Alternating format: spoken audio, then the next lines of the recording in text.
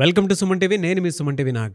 కోల్కతాలో జరుగుతున్నటువంటి ఇన్సిడెంట్ గురించి వాళ్ళ ప్రతి ఒక్కరు ఒక జస్టిస్ కావాలని కోరుకుంటూ ఉన్నారు. సో ప్రతి ఒక్కరూ దీంట్లో న్యాయం జరిగితే బాగుంటుంది అనుకున్నటువంటి ఆలోచనతోటి ముందుకు వెళ్తే బాగుంటుంది. అట్ ద సేమ్ టైం వాళ్ళ దేశం మొత్తం పాకిస్తాన్తో సహా ప్రతి ఒక్కరూ కూడా ట్విట్టర్ రూపంలో ఫైట్లు చేస్తూ ఉన్నారు. వెస్ట్ బెంగాల్లో ఏం జరుగుతుంది అనేటువంటి దాని మీద సో రకరకాల కథనాలు మనం అయితే చూస్తూ ఉన్నాము. అండ్ ప్రతి ఒక్కరూ కూడా ఇన్సిడెంట్కి సంబంధించింది సరైన జడ్జిమెంట్, సరైన నిర్ణయంలో తీసుకోండి అనుకున్నటువంటి విషయాన్ని బలంగా గుర్తు చేస్తూ ఉన్నారు. మరి ఆ వెస్ట్ బెంగాల్కి ఎందుకు అర్థం కావట్లేదో, మమతా బెనర్జీకి ఎందుకు అర్థం కావట్లేదు అనేటువంటి దాని మీద అయితే రకరకాల కథనాలు, క్వశ్చన్స్ వస్తూ ఉన్నాయి. అయితే ప్రస్తుతానికి ఈ విషయంలో మాత్రం రకరకాల కథనాలు అయితే వస్తూ ఉన్నాయి. అప్డేట్ ఏంటి అనేది ఈ రోజు మనతో పాటు అడ్వకేట్ ఉన్నారు, రవీంద్ర గారు. సో ఆయన మాటలో అడిగి తెలుసుకుందాం. నమస్కారం రవీంద్రనాథ్ గారు. నమస్తే అండి నాగరాజ్ గారు. సార్, జనరల్గా అంటే చాలామంది రక్తం ఉడికిపోయేలాగా ఒక్కొక్క సరైన జడ్జిమెంట్ కావాలి అనుకున్నటువంటి వాళ్ళు ఉన్నారు. దీని మీద ప్రతి ఒక్కరూ కూడా ఇది మన ఇంట్లో సమస్య, వాళ్ళ ఆఫీస్కి వెళ్తేనే ఈ విధంగా జరిగింది అని అంటే రేపు స్కూల్ కాలేజీలో కూడా ఇలాంటివి జరగకుండా ఉండడానికి గ్యారంటీ ఏంటి అనుకున్నటువంటి వాళ్ళే క్వశ్చన్ చేస్తూ ఉన్నారు. అండ్ ఆడపిల్లని బయటికి పంపించాలంటే భయంతో కూడుకున్నటువంటి పరిస్థితి వాళ్ళ. ఈవెన్ ప్రపంచ దేశాలు కూడా ట్వీట్లు జరుగుతున్నాయి అని అంటే పాకిస్తాన్ లాంటి దేశాలు కూడా దీనికి సరైన జడ్జిమెంట్ కావాలి అని చెప్పేసి భావిస్తూ ఉన్నారు. ఏం జరిగింది అంటే ప్రస్తుత కథనాలు అయితే కొత్త వింటూ ఉన్నాము. ఆగస్టు 8 అంటే స్వతంత్ర దినోత్సవానికి ఎగ్జాక్ట్లీ ఒక 1 వీక్ బ్యాక్ జరిగే సంఘటన యావత్ దేశాన్ని కనిపిస్తున్నటువంటి ఒక దుర్ఘటనగా మనం చెప్పుకున్నాం. దీని గురించి ప్రాథమిక సమాచారం మేరకు మనం గతంలో ఒక వీడియో చేసాం, కానీ రోజుకు ఒక ఎపిసోడ్ కనిపిస్తుంది దీని మీద. అంటే దీనికి దారితీసే కారణాలు కూడా మనం విశ్లేషిద్దాం. ఎందుకనేసి మొదట్లో మనం ఏమనుకున్నామంటే సంఘటన జరిగింది ఆగస్టు 8వ తేదీ నాడు అర్ధరాత్రి 2 గంటల నుంచి 6 గంటల మధ్యలో కేసు జరిగింది. ఆ అమ్మాయి నిద్రిస్తున్న సమయంలో 3 గంటల నుంచి 6 గంటల సమయంలో ఒక నిందితుడు వచ్చి అత్యాచారం చేశాడు. అత్యాచారం చేయడమే కాకుండా మర్డర్ కూడా చేసి ఎస్కేప్ అయిపోయాడు. ఇమీడియట్గా విషయాన్ని 6 గంటలకు తెలిసింది. 7 గంటలకు పోలీసులు ఎంటర్ అయ్యారు. 8:30, 9 గంటల ప్రాంతంలో లోకల్గా ఉన్న ఇది తల అనేటువంటి ఒక స్టేషన్ పరిధిలో వస్తుంది కాబట్టి అక్కడ లోకల్ పోలీస్ స్టేషన్ వాళ్ళు రావడం జరిగింది. ఇమీడియట్గా 9:30 ఆ టైంలో కొంతమంది అఫీషియల్స్ రావడం జరిగింది.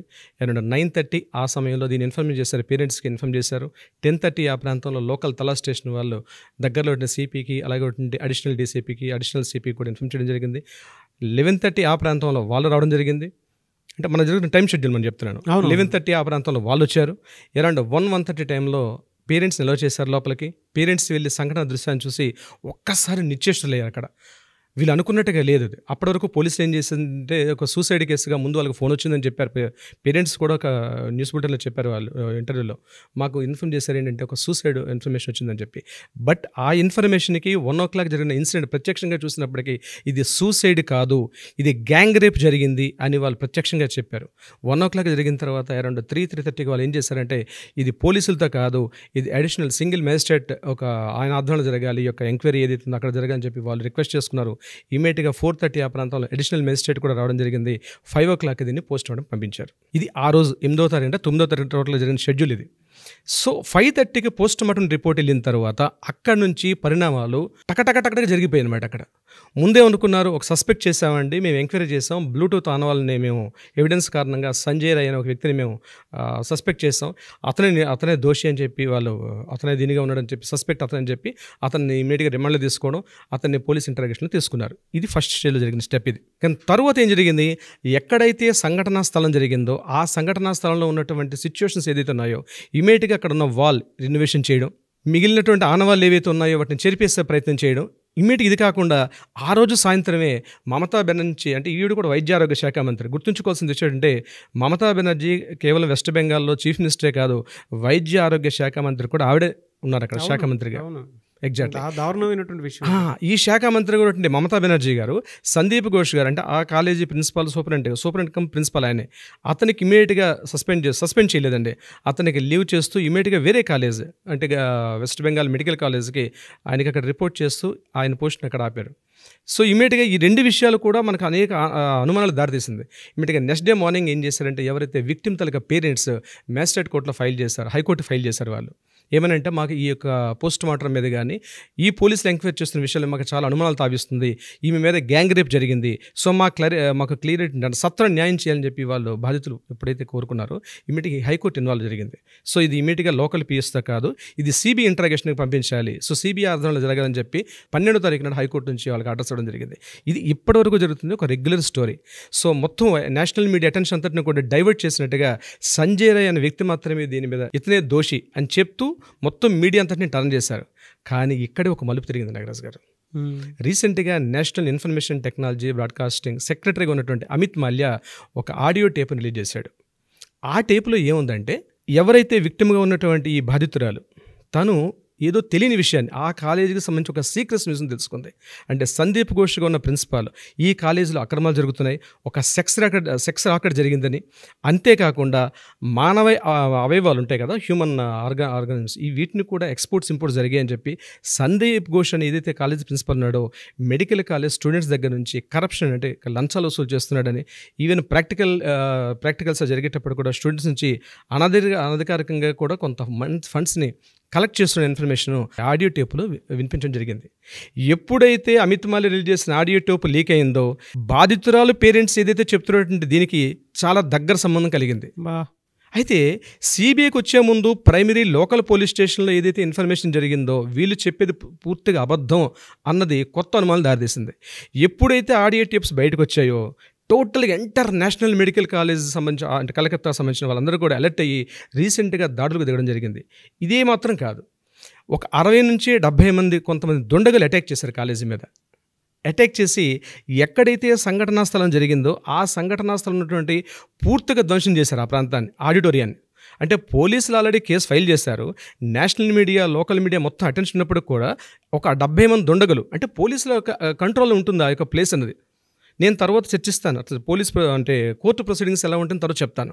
కానీ సాక్ష్యాధారాలను పూర్తిగా తారుమారు చేసే ప్రయత్నంలో పోలీసులకు ఇన్వాల్వ్మెంట్ కూడా జరిగిందని బీజేపీ అధికార ప్రతినిధులు అక్కడ చెప్పడం జరుగుతుంది. అంటే జరుగుతున్న పరిణామాలు ఏవైతే ఉన్నాయో దానికే దారి తీస్తున్నాయి. సార్, మీరు ఇందాక ఆడియో టేప్ అన్నారు కదా, ఆడియో టేప్లో అసలు ఏముంది అంటే, మీరు ఇందాక మాట్లాడుతుంటే అక్కడ ఏదో సెక్స్ రాకెట్ జరుగుతున్నట్లు, లేదంటే ఆ కాలేజ్ అంతా ఒక మెడికల్ మాఫియా జరుగుతున్నట్లు మీరు మాట్లాడటం జరిగింది.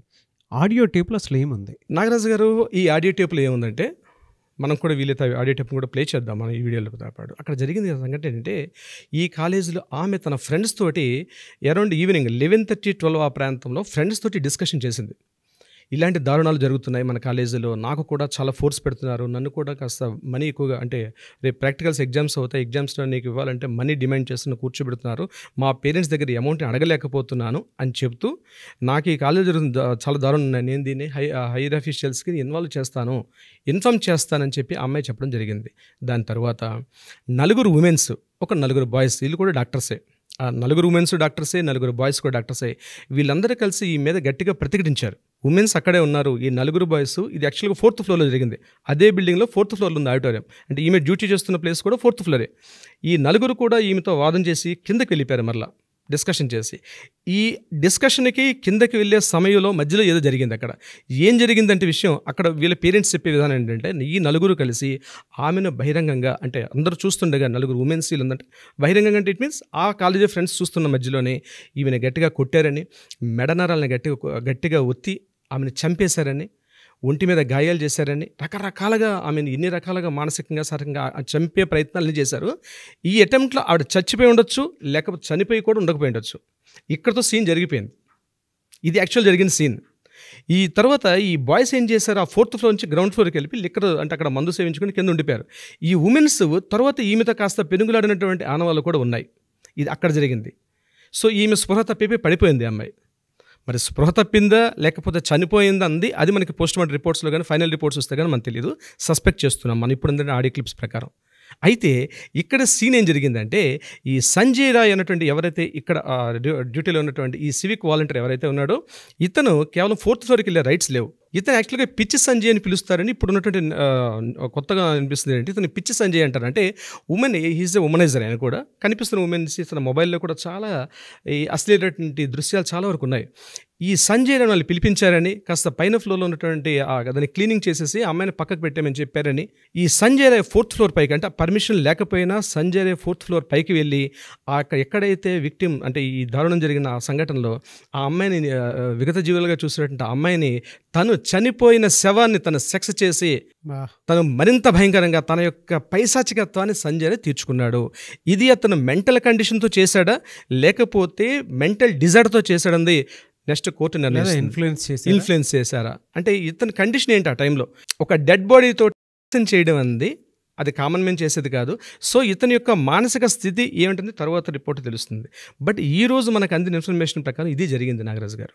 విస్తుపోయే నిజాలు ఇవన్నీ, కళ్ళు బయర్లు కమ్మేటువంటి నిజాలు. అవునండి. అంటే మనం అప్పుడు దాకా మీడియాలో వచ్చేటువంటి కథనాల ప్రకారం కానివ్వండి, లేదంటే మనం వినేటువంటి విషయాల ప్రకారం కానివ్వండి, మనం ఒకటి మాట్లాడుకుంటే ఆడియో టేప్ అనేది వాళ్ళ కొత్త విషయాన్ని వెలుగులోకి దారితీసేలా తీసింది. అంటే అక్కడ ఒక పెద్ద మెడికల్ మాఫియా నడుస్తుంది, హ్యూమన్ ట్రాఫికింగ్ నడుస్తుంది, దాంతోపాటు ఒక పెద్ద సెక్స్ రాకెట్ నడుస్తుంది అనేటువంటి విషయం తెలిసింది. అండ్ దాన్ని మొత్తం బయటికి రానియకుండా స్టేట్ మీద నెగిటివ్ ఒపీనియన్ వచ్చేస్తుందేమో అనేటువంటి ఉద్దేశంతో ఈవిడే హెల్త్ మినిస్టర్ కదా, ఈవిడ సీఎం హెల్త్ మినిస్టర్ ఈవిడే కదా, మమతా బెనర్జీ. అదే ఈవిడే కావాలని, అంటే ఆవిడ చేసేటువంటి పని ఏదైనా ఉంది అని అంటే బ్లేమ్ గేమ్ 100%, అంటే నింద 100% ఉంది. ఓకే, అకౌంటబిలిటీకి వచ్చేటప్పటికి 0 ఉంది. మీరు ఎంటైర్ ఈ ఇన్సిడెంట్లో కనుక మనం చూస్తే ఒక సీఎం ర్యాలీ తీసి నాకు అన్యాయం జరిగిందని చెప్పి చెప్పడం అనేది మనం ఏ స్టేట్లోనూ చూడలేదండి. కావాలనుకుంటే మన తెలుగు స్టేట్లో ర్యాలీ తీయడం కాదండి, ఫస్ట్ టైం సీఎం ర్యాలీ తీయడం. దీంతో పాటు విత్ ఇన్ 1 వీక్లో ఎవరైతే నిందితున్నాడో అతన్ని మేము ఉరిశిక్ష చేస్తాము, ఉరిశిక్ష తీయాలి, కోర్టులు ఈ రకంగా ఫాస్ట్ ట్రాక్ రావాలని చెప్పి, అంటే దొంగ నడిచినట్టు ఉంది ఇక్కడ విషయం. అవును అవును, ఏం చేస్తారు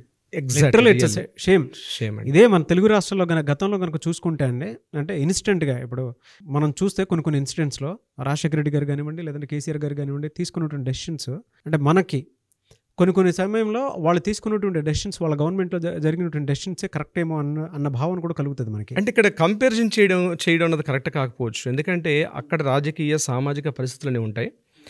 వెస్ట్ బెంగాల్ ప్రాంతం ఇప్పుడే కాదండి, 100 ఏళ్ళ నుంచి కూడా సోనాగచ్ అనే ఒక ప్రాంతం ఉంది. It's purely red light area.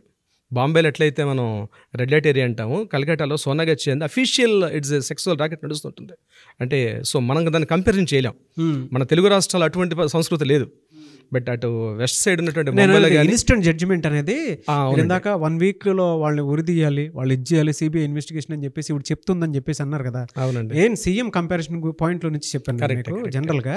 అంటే మన వాళ్ళే ఇంత అగ్రెసివ్గా కొన్ని విషయాల్లో డెసిషన్ తీసుకుని వెళ్ళిపోతుంటారు. అన్యాయం అంటే అన్యాయంలానే చూస్తారు. అక్కడ ఇంత హైడ్రామా నడుస్తుందంటే అంటే అకౌంటబిలిటీ 0.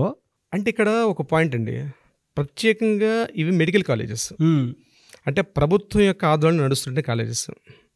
హ్యూమన్ ట్రాఫికింగ్ కావచ్చు, సెక్స్ రాకెట్స్, ఇవన్నిటికి కూడా చాలా వరకు అడ్డాలుగా ఉన్నాయి. బయటికి రాలేదు కాబట్టి ఇప్పుడు తెలియదు.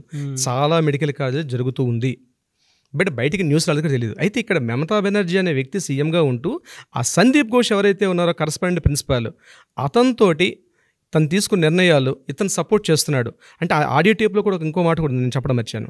అందులో ఏం చెప్పారంటే ఈ సందీప్ ఘోష్కి రాజకీయ సంబంధాలు చాలా విస్తృతంగా ఉన్నాయి, అతన్ని ఎవరు ఏమీ చేయలేరు, దాన్ని రాజకీయంగా ఉన్న ప్రస్తుత గవర్నమెంట్ అడ్డు పెట్టుకొని తను రెచ్చిపోతున్నాడు అన్న ఒక విషయం కూడా అందులో స్పష్టంగా ఉంది. అవునండి. సో ఇవన్నీ ఏంటంటే యాక్చువల్గా ముందున్నటువంటి సిచ్యువేషన్ వేరు, ఈ సిచ్యువేషన్స్ ఎక్కడికో దారితీస్తున్నాయి. కోర్టు ప్రొసీడింగ్స్ కానివ్వండి, లేదంటే జనరల్గా ఎలా వెళ్తే బాగుంటుంది అంటారు సార్ అసలు? అంటే యాక్చువల్గా జనరల్గా ఈ అత్యాచారం, హత్య ఇటువంటి సంఘటనలో కోర్టు కొన్ని ప్రొసీడింగ్స్ ఉంటాయండి. అంటే కోర్టు స్టెప్స్ ఎలా ఉంటాయి, 1 by 1 స్టెప్స్. ఫస్ట్ స్టెప్ ఏముంటుంది, ఎఫ్ఐఆర్ నమోదు చేయడం. అంటే సంఘటన ఐడెంటిఫై చేయగానే ఫస్ట్ ఎఫ్ఐఆర్ నమోదు చేయడం ఉంది ఫస్ట్ ఇన్స్టెంట్. సో ఎఫ్ఐఆర్ తర్వాత సమాచార సేకరణ, అంటే ఇన్ఫర్మేషన్ గ్యాదర్ చేస్తారు పోలీస్ డిపార్ట్మెంట్ వాళ్ళు. ఫస్ట్ నెక్స్ట్ స్టెప్లో జరిగేది సమాచార సేకరణలో ఏమవుతుంది, ఆ హత్య జరిగిన సంఘటన స్థలాన్ని పరిశీలించడం, అక్కడ ఏవైనా సాక్ష్యాలు దొరుకుతాయా, అంటే ప్రిలిమినరీ ఎవిడెన్సెస్ అన్నీ కలెక్ట్ చేస్తారు. దీని తర్వాత ఫోరెన్సిక్ వాళ్ళని పిలిపిస్తారు. దాని నెక్స్ట్ మరలా ఈ థంబ్ ఇంప్రెషన్స్ వాళ్ళని తీసుకుంటారు, అక్కడ వేలిముద్ర నిపుణులను తీసుకోవడం, ఫోరెన్సిక్ వాళ్ళని తీసుకోవడం, ఇవి ప్రైమరీ స్టేజ్లో అయిపోతుంది. దీని నెక్స్ట్ డిఎన్ఏ టెస్టులు తీసుకొస్తారు, అత్యాచార బాధితురాలను కానీ బాధితురాలు సంబంధించినటువంటి ఆనవాళ్ళు ఏమైనా ఉంటే అక్కడ ఉంటే కూడా తీసుకుంటారు. ఇవన్నీ అయిన తర్వాత ఎవరైతే నిందితుడిని సస్పెక్ట్ చేస్తారో అతన్ని పోలీస్ స్టేషన్లో రిమాండ్కి తీసుకెళ్తారు, స్టేషన్లో మన కోర్టులో సబ్మిట్ చేస్తారు. కోర్టు ఆయనకి బేస్డ్ ఆన్ ద కేసు ప్రకారం మినిమం 14 days నుంచి పైకి రిమాండ్ ఇస్తారు. ఇదంతా ఒక పార్ట్. దీని తర్వాత ఛార్జ్షీట్ ఫైల్ చేస్తారు. ఛార్జ్షీట్ ఫైల్ అయిన తర్వాత మొత్తం కేసు ఎవిడెన్స్ అన్నీ కూడా టోటల్ ఎవిడెన్స్ అంతా కూడా పీపీకి సబ్మిట్ చేస్తారు, అంటే పబ్లిక్ ప్రాసిక్యూటర్కి. సో పబ్లిక్ ప్రాసిక్యూటర్ అని అప్పుడు ఎంటర్ అవుతారు ఈ కేసులోకి. ఇదంతా ప్రాసెస్ జరగడానికి it will take minimum 3 months నుంచి మ్యాక్సిమం ఎక్కడ టైం మెన్షన్ చేయలేదు. నాకు అది గుర్తుపెట్టుకోవాలంటే ఇక్కడే తప్పు జరుగుతుంటాయి. ఇక్కడే ప్రధానంగా కోర్టుల్లో తప్పులు ఎక్కడ జరుగుతాయి అంటే కోర్టు నిర్దేశించాలి. ఇక్కడ మినిమం 3 months అని చెప్తుంది, మ్యాక్సిమం తెలియదు. కోర్టులో వాడు రిమాండ్లో ఉంటాడు, వాడు ఇయర్స్ టుగెదర్ రిమాండ్లో ఉంటాడు. ఆ రిమాండ్ పొడిగిస్తుంటారు. ఏమంటారు పోలీసులు, మేము ఛార్జ్షీట్ ఫైల్ చేయి, ఇంకా ఈ సేకరిస్తున్నాం అంటారు. ఫాస్ట్ ట్రాక్ కోర్టులు ఎందుకు ఇలాంటి సమయాల్లో? ఫాస్ట్ ట్రాక్ కోర్ట్స్ అంది జడ్జి ఏదో ఇందాక మనం చెప్తున్నాం, లాస్ట్ టైం కూడా వీడియోలు చెప్పాం మనం. ఫాస్ట్ ట్రాక్ కోర్ట్స్ అన్నీ వస్తుందండి, బట్ ఈ సాక్ష్యాల సేకరణలో అలాగే ఈ మెడికల్ ఎవిడెన్సెస్ కావచ్చు, లేకపోతే ఫిజికల్ ఎవిడెన్స్, వీటన్నిటిని కూడా వాళ్ళు అక్కడ మనం ట్రయల్స్ చేస్తాం కోర్టులో ట్రయల్స్ చేసేటప్పుడు ప్రతి వ్యక్తి వచ్చి, ఈవెన్ దో ప్రతి డాక్టర్ అక్కడ ఫిజికల్ ప్రత్యక్ష సాక్షులు ఎవరున్నారు, పరోక్ష సాక్షులు ఎవరున్నారు, వీళ్ళందరూ కూడా వచ్చి ఎవిడెన్సెస్ చెప్పడం ఉంటుంది. ఈ ఎవిడెన్సెస్ చెప్పడం అది ఇయర్స్ టుగెదర్ నడుస్తూ ఉంటుంది ట్రయల్స్లో. పబ్లిక్ ప్రాసిక్యూటర్ సబ్మిట్ చేస్తాడు, ఆపోజిట్ వాళ్ళు వస్తుంది. ఇదంతా ఎంత ఫాస్ట్గా అనుకునేటప్పుడు కూడా ఈ ట్రయల్స్ నడుస్తూనే ఉంటాయి. ఇక్కడ ఏం జరుగుతాయి, సాక్ష్యాలు తారుమారు అవుతాయి.